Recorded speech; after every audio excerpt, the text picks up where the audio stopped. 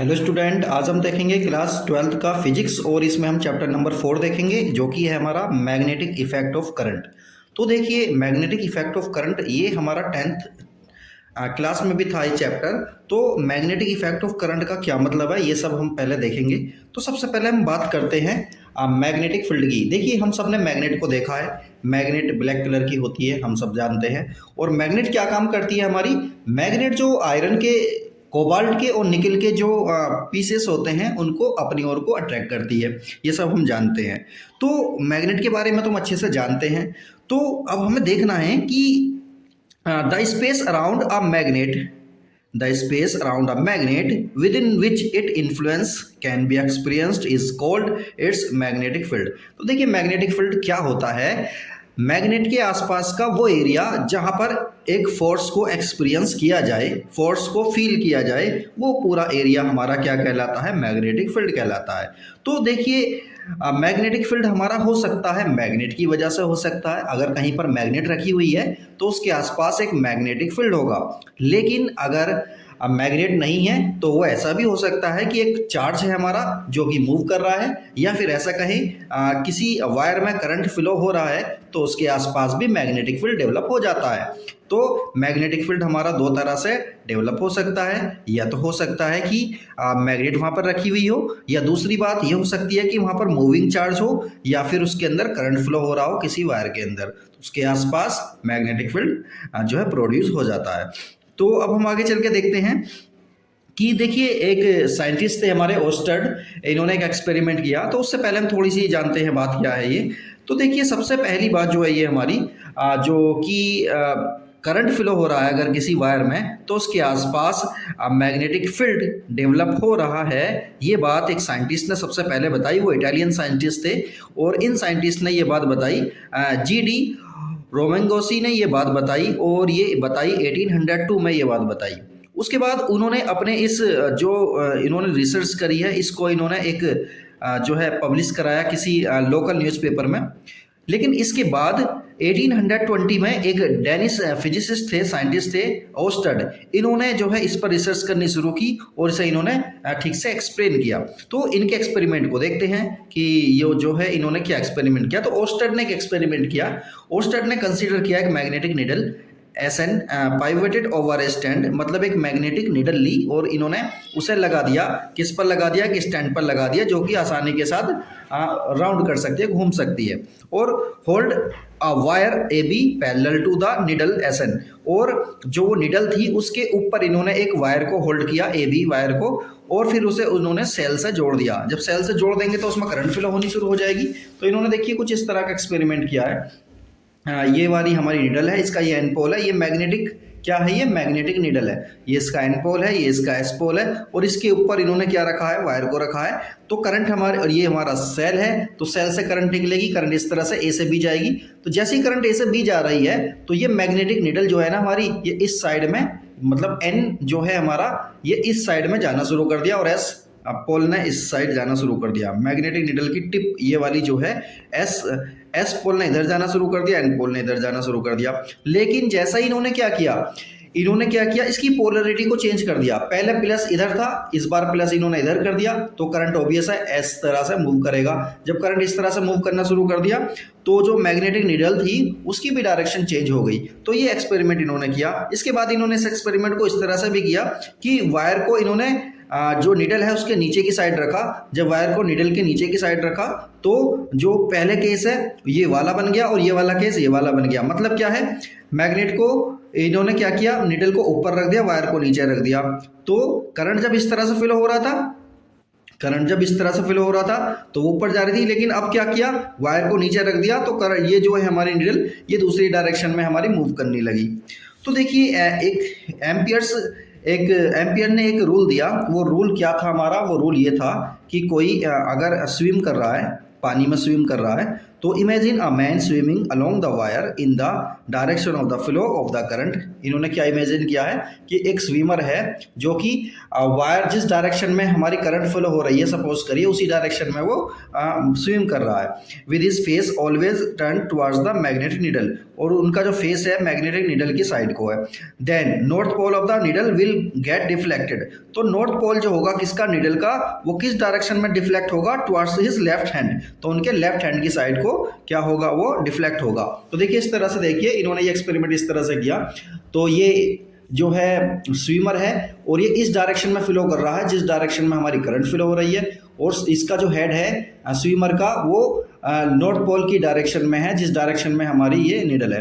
तो देखिए इसमें जो डिफ्लेक्शन होगा ये होगा किस डायरेक्शन में होगा, लेफ्ट में होगा, मतलब ये डिफ्लेक्शन उस डायरेक्शन में होगा।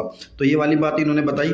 इसके बाद आता है बायोट-सेवर्ट लॉ। बायोट-सेवर्ट लॉ क्या है, देखिए ओस्टर्ड ने अपना एक्सपेरिमेंट किया, उसके बाद ये दो साइंटिस्ट आए, और ये साइंटिस्ट थे हमारे दोनों अलग अलग हैं, ये फ्रेंच साइंटिस्ट हैं, एक का नाम है बायोट, ये पूरा नाम है बायोट, दूसरे का नाम है सेवर्ट। तो ये दोनों साइंटिस्ट हैं हमारे, इन दोनों ने मिलकर जो है एक रूल बनाया, एक लॉ बनाया, उसी लॉ को हम क्या कहते हैं, बायोट-सेवर्ट लॉ। तो दोनों साइंटिस्ट अलग अलग हुए। तो इसका स्टेटमेंट देख लेते हैं क्या है ये। तो इसमें देखिए इन्होंने क्या बताया, एक कंसीडर किया है हमने, इन्होंने एक वायर को कंसीडर किया है, ये वाला वायर है हमारा एक्स वाई, और एक्स वाई वायर में करंट आई फ्लो कर रही है, ये इन्होंने जो है कंसीडर की। इसके बाद क्या हो रहा है, इन्होंने एक छोटा सा एलिमेंट डीएल ले लिया इसका वायर का, और ये डीएल वायर के यहाँ से करीबन आर डिस्टेंस पर एक पॉइंट इन्होंने पी लिया है। इस पॉइंट पी पर हमें फाइंड आउट करना है कि इसकी वजह से, यानी मतलब ये है कि जो छोटा सा एलिमेंट है इसमें भी तो छोटा सा करंट फ्लो हो रहा है, तो इसकी वजह से यहाँ पर मैग्नेटिक फील्ड कितना होगा, ये इन्होंने फॉर्मूला ड्राइव किया है। तो सपोज करिए हमने मान लिया वो जो यहाँ पर मैग्नेटिक फील्ड डेवलप होगा वो कितना होगा, वो डीबी होगा, तो ये हमने मान लिया, और ये थीटा एंगल पर है। तो इसके और इस वायर के, यानी ये एलिमेंट जो है और ये वाली जो डायरेक्शन है इसकी, इन दोनों के बीच का जो एंगल है वो मान लिया हमने थीटा। तो चलिए इन्होंने क्या क्या बातें बताई।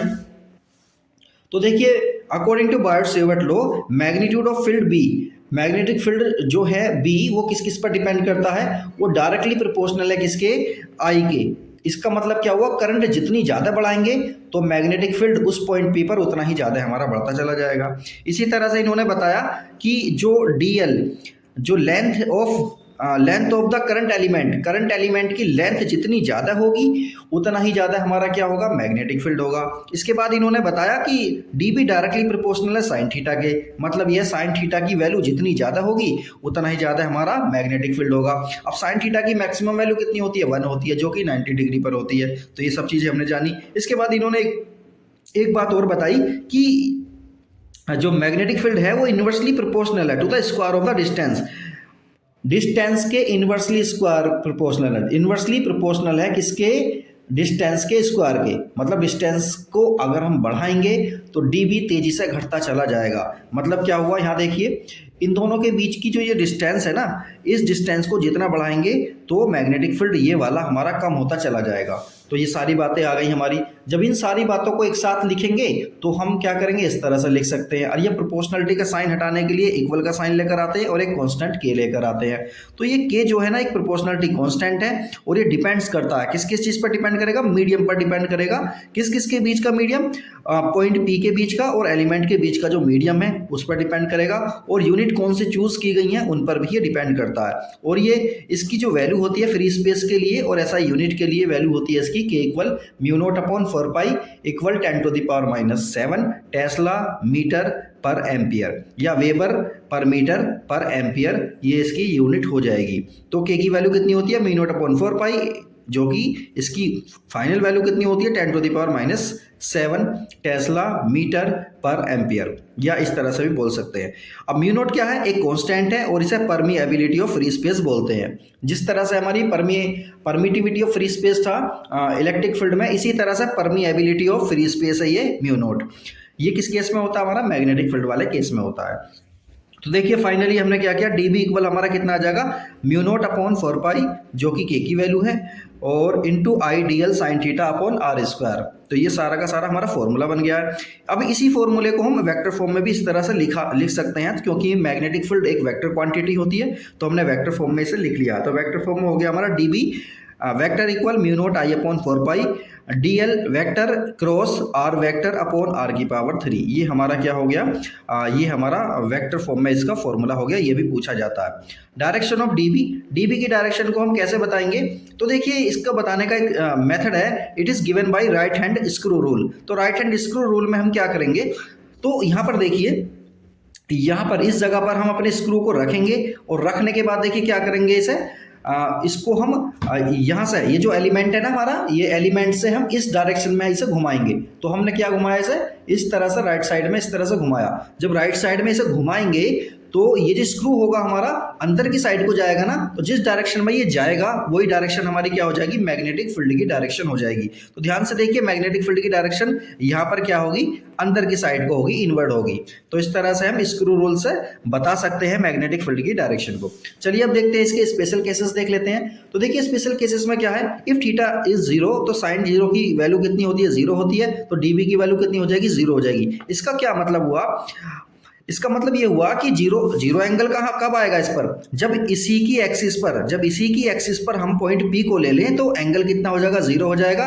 तो इसी की एक्सिस पर जब हम पॉइंट P को लेंगे तो वहां मैग्नेटिक फील्ड हमारा 0 हो जाएगा। नेक्स्ट है हमारा इफ थीटा इक्वल 90, अगर हम थीटा की वैल्यू 90 ले ले तो साइन 90 की वैल्यू कितनी होती है, 1, जो कि मैक्सिमम होती है। तो dB की वैल्यू हमारी क्या हो जाएगी, मैक्सिमम हो जाएगी। चलिए बात करेंगे हम मैग्नेटिक फील्ड जो है हमारा, उसकी यूनिट क्या होती है, मैग्नेटिक फील्ड की यूनिट होती है हमारी टेस्ला। तो इस बात को हमें याद रखना है। अब इसके बाद देखिए हम आगे चलते हैं, relation between mu naught epsilon naught and C. तो म्यू नॉट क्या है, परमिएबिलिटी ऑफ फ्री स्पेस है, एप्सिलॉन नॉट क्या है, परमिटिविटी ऑफ फ्री स्पेस है, और सी क्या है, स्पीड ऑफ लाइट है। तो हम एक ये वाले फॉर्मूले को हम जानते हैं, इसकी वैल्यू को 1/4 पाई एप्सिलॉन नॉट इक्वल होता है 9 × 10⁹ न्यूटन मीटर स्क्वायर पर कूलम स्क्वायर। इसी तरह से म्यू नॉट अपॉन 4 पाई की वैल्यू हमने अभी देखी है, वो होती है हमारी 10⁻⁻7 टेस्ला मीटर पर एम्पियर। तो अब ध्यान से देखिए, इन दोनों की इन्होंने मल्टीप्लाई करी है, इसके इन्वर्स के साथ मल्टीप्लाई कर दिया है, तो ये कितना आ जाएगा हमारा, म्यू नॉट एप्सिलॉन नॉट आ जाएगा। अब ध्यान से देखिए क्या हुआ, ये तो इतना आ गया हमारा, लेकिन राइट साइड में देखिए क्या हुआ, इसकी वैल्यू हमारी कितनी है, 10⁻⁻7, और ये तो उल्टा हो जाएगा। तो 1/9 × 10⁹ जब इसको सोल्व करेंगे तो ये आया हमारा। लेकिन हम इस चीज़ को जानते हैं, ये क्या है, स्पीड ऑफ लाइट है। क्या है ये, स्पीड ऑफ लाइट है। तो mu naught epsilon not equal हो गया 1/c²। तो यहाँ से हम c को फाइंड आउट करेंगे, c इक्वल हो जाएगा 1/√, म्यू नॉट एप्सिलॉन नॉट। तो ये क्या है, हमारी स्पीड ऑफ लाइट है। तो ये इस तरह से हमारा रिलेशन है, और ये रिलेशन बहुत इंपॉर्टेंट है, ये न्यूमेरिकल्स वगैरह में बहुत ज़्यादा आता है। चलिए अब हम देखते हैं अपना next, magnetic field due to a long straight current carrying conductor. एक बहुत लंबा वायर है हमारा, जो कि ये दिख रहा है हमें x और y। तो यहाँ से पॉइंट P पर, इसकी परपेंडिकुलर डिस्टेंस A से पॉइंट P पर हमें मैग्नेटिक फील्ड फाइंड आउट करना है, कितना होगा। तो यहाँ पर हम एक छोटा सा एलिमेंट dl ले लेंगे, जो कि r डिस्टेंस पर है, और यहाँ पर एंगल थीटा है हमारा। तो ये सारी चीज़ें हम ले लेंगे, ये φ1 एंगल है, ये φ2 एंगल है। ये फाइनली मैं आपको इसका डेरिवेशन नहीं बता रहा हूँ, लेकिन इसका मैं फाइनल बता देता हूँ रिजल्ट क्या आएगा। तो इसका फाइनल रिजल्ट देख लीजिए, डेरिवेशन हम फिर कराएंगे। तो b इक्वल हो गया हमारा mu naught I/4 pi a bracket में साइन φ1 प्लस साइन φ2।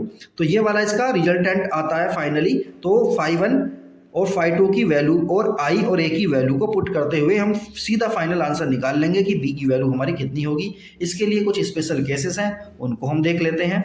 तो देखिए, if the conductor X Y is infinitely long, अगर हमारा वायर कैसा है, बहुत ज़्यादा लंबा है, and the point P lies near the middle of the conductor, और जो हमारा पॉइंट P है वो वायर के मिडल में कहीं पड़ता है, तो φ1 और φ2 की वैल्यू अप्रोक्सीमेटली π/2 होगी, मतलब 90 डिग्री होगी। तो दोनों की वैल्यू को जब हम 90 डिग्री पुट करेंगे तो फाइनल आंसर हमारा ये आ जाएगा।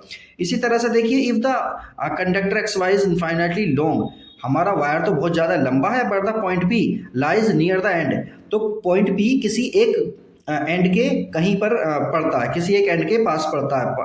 तो इस केस में क्या हो जाएगा, φ1 तो हमारा 90 हो जाएगा, और φ2 कितना हो जाएगा हमारा 0 हो जाएगा। ये वाली वैल्यू जब इसमें पुट करेंगे तो हमारा ये फाइनल इसका रिजल्ट बनेगा। इसी तरह से देखिए, if the conductor is of finite length, अगर कंडक्टर हमारा फाइनाइट लेंथ l का हो जाए, and the point P lies on it's perpendicular bisector, और पॉइंट P इसके परपेंडिकुलर बाइसेक्टर पर लाई करे, तो φ1 और φ2 की वैल्यू कितनी हो जाएगी, 5 हो जाएगी। तो जब ये वैल्यू फाइनली पुट करेंगे तो फाइनल आंसर हमारा ये आ जाएगा। तो इस चीज़ को हमें ध्यान रखना है, ये हम बोर्ड पर कराएंगे बाद में पूरा का पूरा डेरिवेशन। अब हम आगे देखते हैं। तो देखिए, right hand thumb rule, right hand thumb rule क्या कहता है कि देखिए अपने राइट हैंड से हम किसी वायर को पकड़ेंगे और जो हमारी थंब की डायरेक्शन होगी वो करंट की डायरेक्शन होगी, थंब की डायरेक्शन को करंट की डायरेक्शन में हम करेंगे। इसके बाद हम देखेंगे ये जो हमारी फिंगर की टिप होंगी ये जिस डायरेक्शन को भी बताएंगी वही डायरेक्शन हमारी क्या हो जाएगी, मैग्नेटिक फील्ड की डायरेक्शन हो जाएगी। इसी तरह से हमारा क्या है, मैक्सवेल कॉर्क स्क्रू रूल है। If a right handed screw rule, वही वाला जो हमने अभी बताया राइट हैंडेड स्क्रू रूल, बिल्कुल सेम टू सेम वही है। तो इसके बाद हम आगे देखते हैं।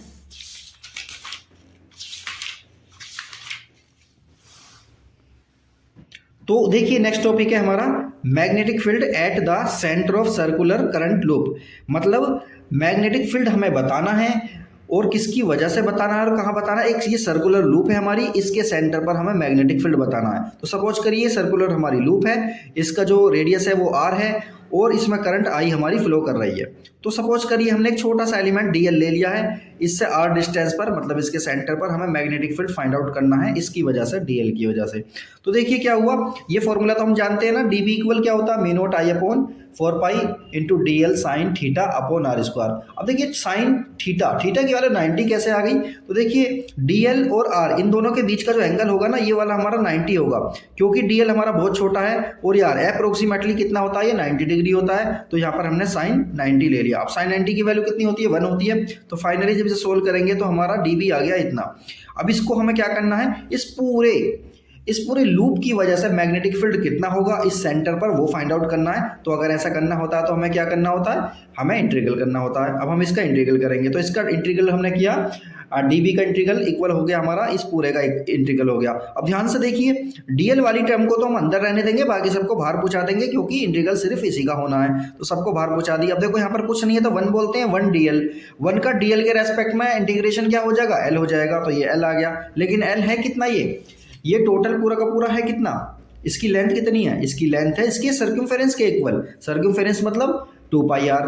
तो ये हो गया हमारा 2 पाई आर, ये आ गया। अब इसको थोड़ा सा हमने देखिए 2 से ये कटेगा हमारा और पाई से पाई कैंसिल हो जाएगा, आर से आर कैंसिल हो जाएगा। तो बी की वैल्यू हमारी कितनी है, mu naught I upon 2 R. मतलब अगर हमें आई और आर दोनों की वैल्यू पता हो तो हम किसी भी लूप के सेंटर पर आसानी के साथ मैग्नेटिक फील्ड को फाइंड आउट कर सकते हैं। चलिए अब आगे देखते हैं हम। देखिए ये टॉपिक है हमारा magnetic field on the axis of a circular current loop. एक सर्कुलर करंट लूप है। तो देखिए अभी जो देखी थी हमने ये वाली लूप हमारी इस तरह से थी।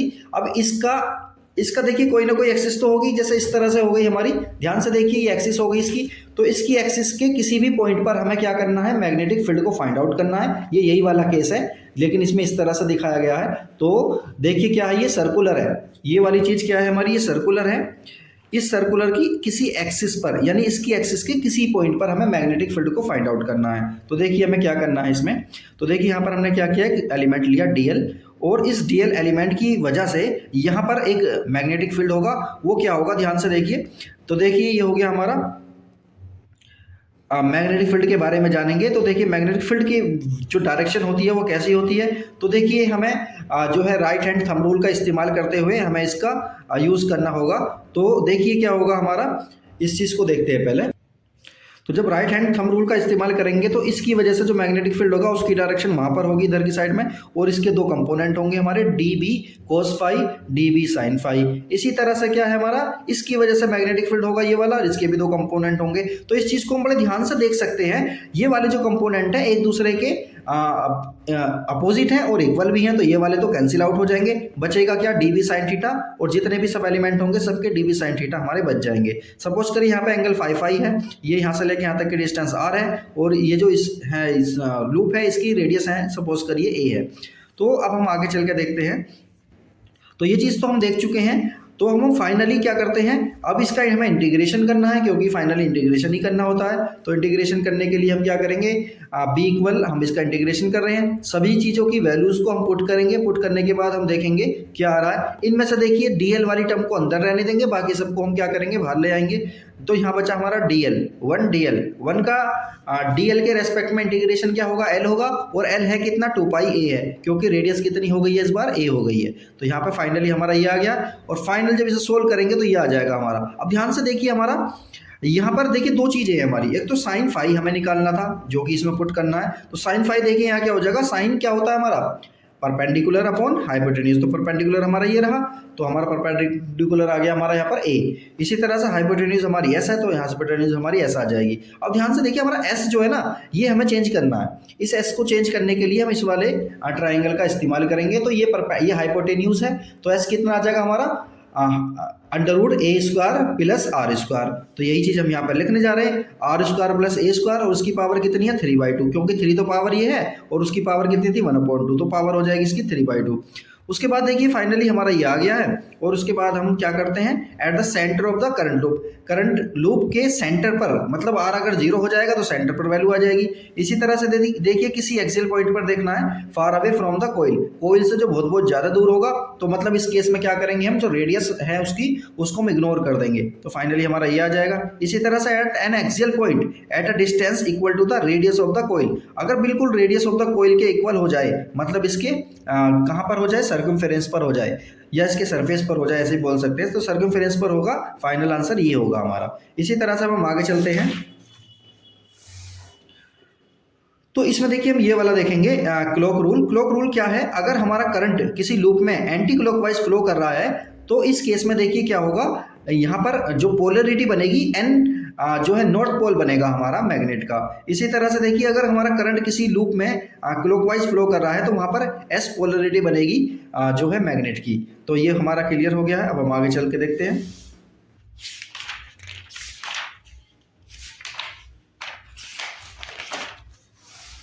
देखिए नेक्स्ट है हमारा topic ampere circuital law.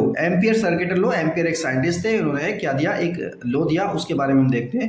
Ampere circuital law states that the line integral of the magnetic field B around any closed circuit is equal to the epsilon naught times the total current I threading or passing through this closed circuit. मतलब क्या है कि जब हम line integral करते हैं, किसका, line integral का मतलब है डीएल, है ना, लाइन इंटीग्रल करते हैं किसका, मैग्नेटिक फील्ड का, और वो क्या ऐसा है हमारा क्लोज सर्किट है। क्लोज सर्किट के लिए हम ये लगा देते हैं साइन, तो ये किसके बराबर होता है, μ0 टाइम्स आई के इक्वल होता है। तो ये हो गया हमारा Ampere circuital law, B closed integral of line integral of magnetic field is equal to the μ0 times I, मतलब टोटल करंट जो होगा उसका μ0 टाइम्स हो जाता है। इसको इस तरह से भी लिखा जा सकता है, BL इक्वल μ0 इंटू आई, इस तरह से हम इसे लिख सकते हैं। चलिए अब आगे देखते हैं, सोलेनोइड के बारे में बात करते हैं। तो देखिए magnetic field inside a straight solenoid. तो सोलेनोइड आप समझते हैं क्या होता है, हमने 10th में भी पढ़ा था। A solenoid means an insulated copper wire bound closely in the form of helix. Helix की फॉर्म में हम क्या करते हैं, इंसुलेटेड कॉपर वायर को उसमें लपेट देते हैं। जैसे ये हो गया हमारा, तो इसमें वायर से इस तरह से हम क्या करेंगे, वायर को लपेट देंगे, तो उसको हम क्या बोलेंगे, सोलेनोइड बोलते हैं। तो सोलेनोइड के जो है किसी भी पॉइंट पे हम बात करेंगे तो मैग्नेटिक फील्ड कितना होता है, तो इसका मैं फाइनली रिजल्ट बता देता हूँ आपको, इसका डेरिवेशन नहीं है फिलहाल, बाद में देखते हैं। तो बी इक्वल कितना हो जाएगा, μ0 NI। बी क्या है हमारा, मैग्नेटिक फील्ड, μ0 हम जानते हैं, एन क्या है, नंबर ऑफ टर्न्स हो जाएंगे, और आई क्या है हमारा, आई है हमारी करंट जो उसके अंदर फ्लो हो रही है। इसी तरह से देखिए टोरॉइड होता है हमारा। टोरॉइड देखिए कुछ इस तरह का होता है, इसमें भी क्या होता है, वायर की हेलिक्स फॉर्म में वायरिंग होती है। तो इसमें अगर करंट आई फ्लो हो रहा है तो इसका रिजल्टेंट बी कितना आएगा हमारा, μ0 NI आएगा। इसी तरह से हम आगे देखेंगे। तो देखिए ये क्या है हमारा topic, force on a moving charge in a magnetic field. अगर किसी मैग्नेटिक फील्ड में एक चार्ज हमारा मूव कर रहा है तो उस पर एक फोर्स लगता है, वो फोर्स किस के इक्वल होता है वो सब हम देखते हैं। तो देखिए पहला क्या है हमारा, the force is proportional. Force हमारा प्रोपोर्शनल होगा किसके, to the magnitude of the magnetic field. मतलब एफ की वैल्यू किसके प्रोपोर्शनल होगी, बी के। बी की वैल्यू यानी मैग्नेटिक फील्ड की वैल्यू जितनी ज़्यादा होगी फोर्स भी उस पर उतना ही ज़्यादा लगेगा। Force is proportional to the charge, मतलब ये है कि चार्ज जितना ज़्यादा होगा फोर्स भी उतना ही ज़्यादा लगेगा। इसी तरह से एफ इक्वल है हमारा वी साइन थीटा, तो वी साइन थीटा की वैल्यू जितनी ज़्यादा होगी फोर्स उतना ही ज़्यादा लगेगा। जब इन सबको हम कंबाइन करके लिखते हैं तो फाइनली फॉर्मूला हमारा ये बनता है, F equal K Q V B sine theta. तो देखिए यहाँ पर के क्या है, के एक हमारा कांस्टेंट है, प्रोपोर्शनलिटी कांस्टेंट, और इस वाले केस में इसकी वैल्यू कितनी हो जाती है, यूनिटी हो जाती है। तो इसकी मतलब क्या हुआ, मतलब ये हुआ कि F इक्वल हो गया हमारा Q V B sine theta. ये फाइनली हमारा क्या लगेगा, फोर्स लगेगा। अगर किसी मैग्नेटिक फील्ड में कोई जो है हमारा चार्ज मूव करेगा तो उस पर ये वाला फोर्स लगेगा। तो ये सारी चीज़ें हमें वैल्यू को पता होना चाहिए। इसको हम वेक्टर फॉर्म में भी लिख सकते हैं। तो वेक्टर फॉर्म ये वाली हो गई इसकी। इसी तरह से देखिए इसमें केसेस दिए हुए हैं, कुछ स्पेशल केसेस। तो फर्स्ट केस में क्या है, अगर v की वैल्यू 0 हो जाएगी, अगर वो हमारा जो चार्ज है मूव ही नहीं करेगा तो ऑब्वियस है उस पर फोर्स भी कोई नहीं लगेगा। नेक्स्ट केस है हमारा, इफ थीटा की वैल्यू अगर 0 हो जाएगी या 180 हो जाएगी तो तब भी फोर्स की वैल्यू कितनी हो जाएगी, 0 हो जाएगी। क्यों? क्योंकि थीटा की वैल्यू 0 होने पर साइन की वैल्यू भी 0 हो जाएगी, या थीटा की वैल्यू 180 होने पर साइन की वैल्यू 0 हो जाएगी। तो टोटल क्या होगा हमारा, ये जो फोर्स है हमारा वो 0 हो जाएगा उस पर। तो इसलिए क्या करना है, हमें एंगल 0 नहीं होना चाहिए किसके साथ, मैग्नेटिक फील्ड के साथ, या फिर 180 नहीं होना चाहिए। तो तीसरा केस है, अगर थीटा की वैल्यू 90 हो जाएगी तो क्यू वी बी की वैल्यू क्या हो जाएगी, मैक्सिमम हो जाएगी, क्योंकि साइन थीटा की मैक्सिमम वैल्यू 90 पर ही होती है। तो ये हो गया हमारा। इसके बाद देखिए Fleming's left hand rule. Fleming's ने क्या बताया कि अगर हम अपनी लेफ्ट हैंड की तीनों जो फिंगर्स हैं हमारी, जिसमें एक ये वाली फिंगर हो गई हमारी, ये वाली फिंगर और ये वाली फिंगर, इन तीनों फिंगर को क्या करेंगे, हम एक दूसरे के परपेंडिकुलर रखेंगे। तो अगर सपोज करिए हमारा जो ये वाला फिंगर है हमारी फोर फिंगर, ये मैग्नेटिक फील्ड बी को बता रही है, और ये वाली जो फिंगर है हमारी मिडिल फिंगर, ये हमारी करंट को बता रही है। तो ये जो हमारा थंब होगा ये किसको बताएगा, ये फोर्स की डायरेक्शन को बताएगा। तो इस तरह से इन्होंने फ्लेमिंग्स ने लेफ्ट हैंड रूल दिया अपना। इसी तरह से राइट हैंड पाम रूल देखिए। राइट हैंड पाम रूल क्या है हमारा, राइट हैंड का हम अपनी पाम लेंगे तो इसमें देखिए ये मैग्नेटिक फील्ड की डायरेक्शन को बताएंगी हमारी फिंगर्स, और ये हमारा जो थंब है ये करंट आई को बताएगा। तो ये दोनों के दोनों को जब हम फिक्स कर देंगे तो ये हमारी पाम पर जो परपेंडिकुलर होगा वो डायरेक्शन बताएगा, फोर्स की डायरेक्शन को बताएगा। तो चलिए अब आगे देखते हैं।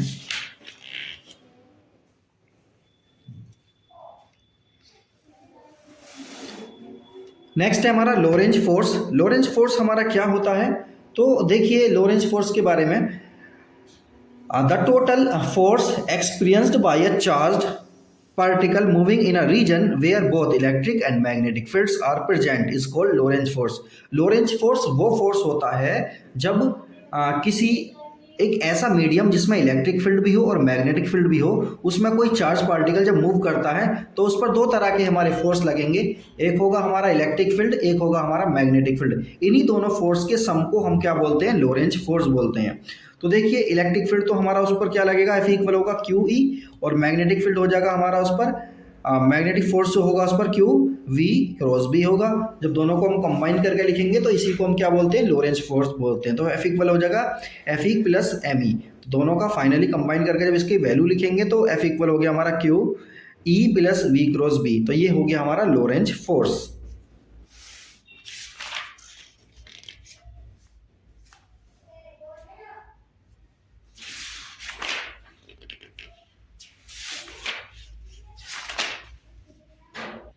तो यहाँ पर देखते हैं हम अपने force on a current carrying conductor in a magnetic field. एक मैग्नेटिक फील्ड में हमारा एक कंडक्टर रखा हुआ है और उसमें करंट फ्लो हो रहा है, तो उस पर फोर्स कैसे लगेगा वो सब हम देखते हैं। तो देखिए ये हमारा वायर है, इसमें जो है करंट फ्लो हो रहा है। तो इसमें देखिए करंट कितना फ्लो होगा, मैं डायरेक्टली देख लेता हूँ अभी। ये हो गया हमारा F इक्वल हो गया हमारा आई एल इंटू बी। तो इसको हम इस तरह से भी लिख सकते हैं, F इक्वल हो गया I L B sine theta. तो इस फॉर्मूले से हम क्या फाइंड आउट कर सकते हैं, फोर्स को फाइंड आउट कर सकते हैं। तो अब देखिए सपोज करिए स्पेशल केसेस में इफ थीटा की वैल्यू अगर 0 हो जाए या 180 हो जाए तो साइन की वैल्यू भी 0 हो जाएगी, तो टोटल फोर्स कितना हो जाएगा, 0 हो जाएगा। और अगर थीटा की वैल्यू हमारी 90 हो जाती है तो एफ की वैल्यू हमारी मैक्सिमम हो जाएगी। अब आगे चलते हैं। तो देखिए केस है हमारा ये वाला, forces between two parallel current carrying conductor. मतलब दो हमारे वायर हैं, कंडक्टर हैं, उनमें करंट फ्लो हो रही है। तो उस केस में क्या होगा, उन दोनों पर ही क्या होगा, फोर्स लगेगा। वो फोर्स कैसा होगा, उसकी डायरेक्शन क्या होगी, वो सब हम देखते हैं। तो देखिए पहला केस क्या है हमारा, पहला केस ये है कि ये वाला वायर है हमारा ए बी, इसमें करंट I1 फ्लो हो रही है। इसी तरह से वायर है हमारा सी डी और इसमें I2 करंट फ्लो हो रही है। इन दोनों के बीच की डिस्टेंस R है, तो इन पर फोर्स लगेगा। अब फोर्स कैसा होगा, अट्रैक्टिव होगा या रिपल्सिव होगा, तो ध्यान से देखिए फॉर्मूला हम वही वाला अप्लाई करेंगे। Right hand thumb rule use कर सकते हैं, या फिर मतलब या left hand thumb rule use करेंगे, या फिर हम यूज़ करेंगे right hand palm rule use करेंगे। तो उससे हम बता सकते हैं कि इस पर मैग्नेटिक फील्ड की डायरेक्शन क्या होगी। इस पर मैग्नेटिक फील्ड इसकी वजह से होगा, उसकी डायरेक्शन यहाँ होगी, फोर्स इस पे इधर लगेगा। इसी तरह से देखिए मैग्नेटिक फील्ड इस पर इसकी वजह से लगेगा, उसकी डायरेक्शन यहाँ, फोर्स की डायरेक्शन यहाँ होगी। तो दोनों के दोनों क्या करेंगे, अट्रैक्ट करेंगे। अगर एक ही डायरेक्शन में करंट फ्लो हो रही है तो दोनों के दोनों अट्रैक्ट करेंगे, और अगर दोनों के वायर जो है दोनों के करंट की डायरेक्शन अगर डिफरेंट है तो ये इधर जाएगा, वो उधर जाएगा। इसका मतलब क्या है, ये आपस में रिपेल करेंगे। तो इसकी फाइनल वैल्यू कितनी होती है पर यूनिट लेंथ के हिसाब से देखें तो F2 अपॉन L, मतलब क्या होगा, मी note I1 I2 upon 2πr। ये क्या हो गया हमारा, फोर्स पर यूनिट लेंथ लगेगा इनमें से किसी भी वायर पर।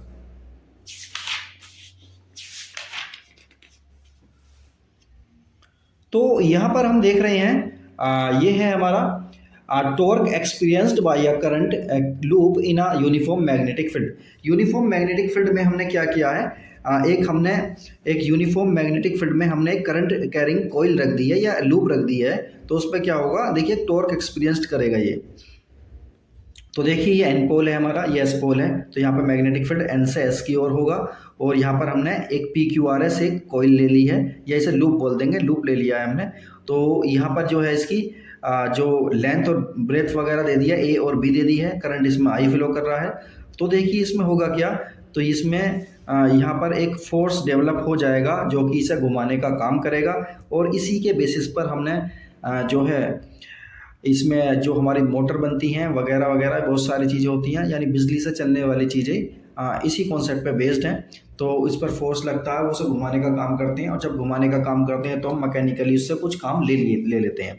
तो देखिए फाइनली इसका क्या आएगा, इसको भी देखते हैं फाइनली। तो टॉर्क जो इस पर लगेगा, टॉर्क लगेगा NIBA साइन थीटा। NI क्या है, N क्या है, number of turns, number of इसमें जो टन्स होंगे वो होंगे, और I हमारी करंट है, B है मैग्नेटिक फील्ड, A क्या है, एरिया है ऑफ द कॉइल, और साइन थीटा हम जानते हैं एंगल है ये। ठीक है, तो हमने क्या किया इसमें, इसका वेक्टर फॉर्म भी हम लिख सकते हैं M क्रॉस B।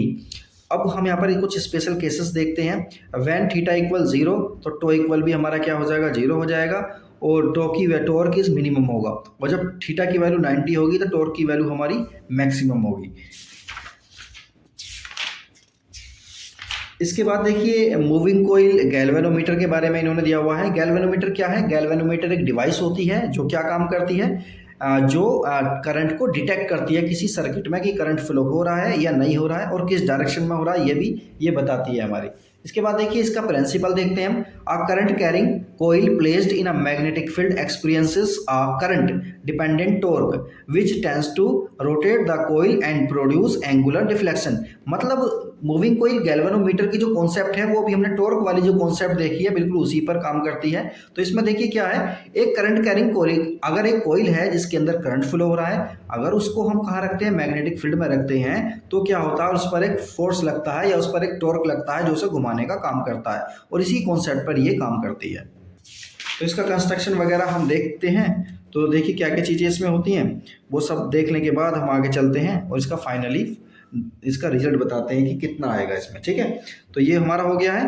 तो चलिए अब हम पहले ये देख लेते हैं। देखिए ये हमारी इसमें मैग्नेट लगी हुई है, ये मैग्नेट हो गई हमारी, ये एन पोल है, ये एस पोल है, और इसी में देखिए हमारी ये एक सिलेंडर है, ये सॉफ्ट आयरन का सिलेंडर है, और इस पर इन्होंने क्या कर दिया है, ये इस पर जो है कोइल लगा दी है। कोइल लगाने के बाद देखिए क्या होगा, जैसे इसके अंदर करंट फ्लो होगा तो इसमें डिफ्लेक्शन आना शुरू हो जाएगा। जैसे इसमें करंट फ्लो होगा तो इसमें डिफ्लेक्शन आना शुरू हो जाएगा। तो ये सब है, इसके बारे में बाद में बात करेंगे।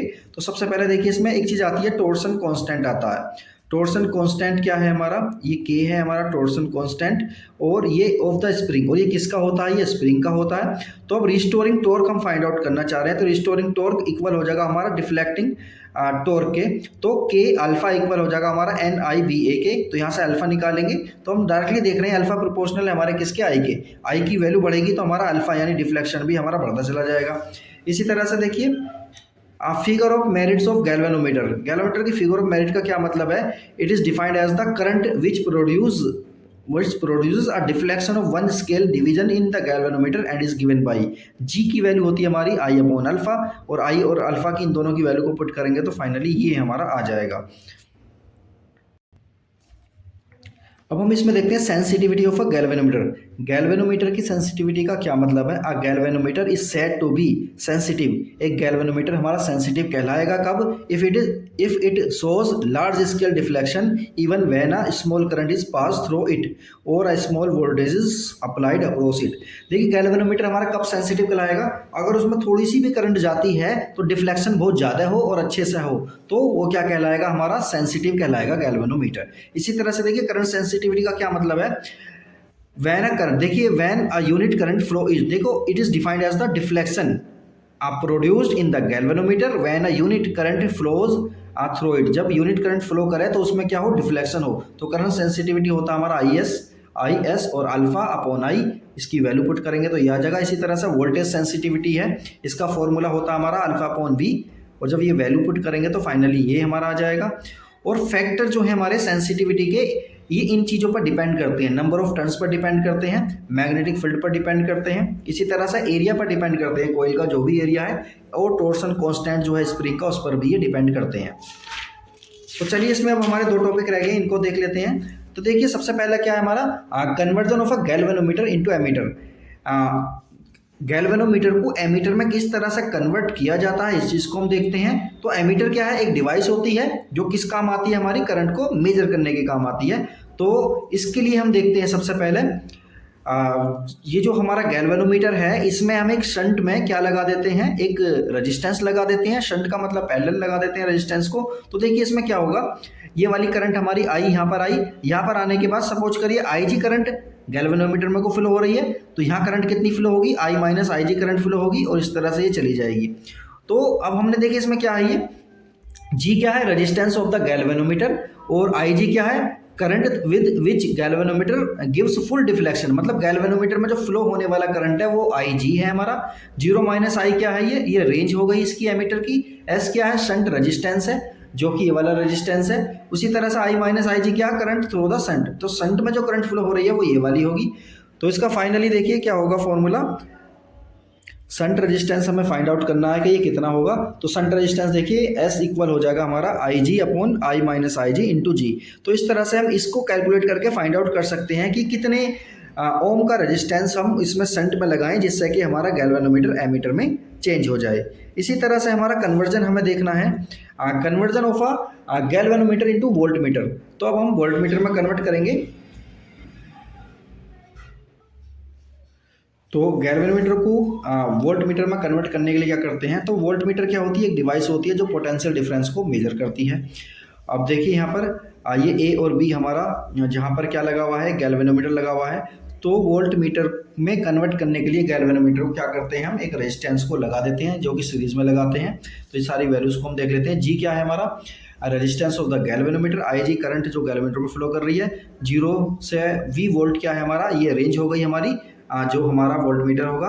और आर क्या है? हाई सीरीज क्या है? ये क्या है? हमारा रेजिस्टेंस है जो कि सीरीज में लगा हुआ, हाई रेजिस्टेंस है ये सीरीज में लगा हुआ।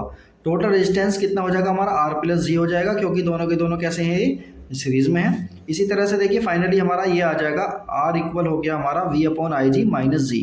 तो इन सारी वैल्यूज को पुट करने के बाद हम आर की वैल्यू को निकाल लेते हैं कि सीरीज में कितना रेजिस्टेंस लगाएं जिससे कि हमारा गैल्वेनोमीटर क्या बन जाए? वोल्टमीटर की तरह काम करने लगे। तो ये सब फाइनली थी हमारी सारी चीज़ें थी। इसके न्यूमेरिकल के लिए हम दूसरा लेक्चर लेकर आएंगे। तो ये हमारा चैप्टर कंप्लीट हो गया है। अब हम नेक्स्ट चैप्टर करेंगे। तो वीडियो को देखते रहें, वीडियो को लाइक करें, शेयर करें और कमेंट करें और चैनल को सब्सक्राइब करें।